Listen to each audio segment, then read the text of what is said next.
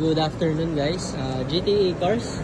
Ayan, so ito, final touches na lang, releasing na ng unit.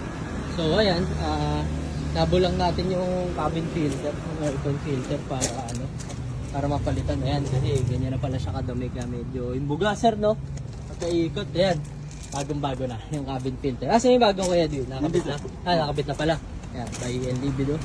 So, Ford EcoSport na titanium 2015. Release na natin to kila sir. So, ayan. Buti na ramdaman namin agad, sabi, parang medyo mahina ang baga. So, ayan, palit agad tayo. Ayan. Ganda.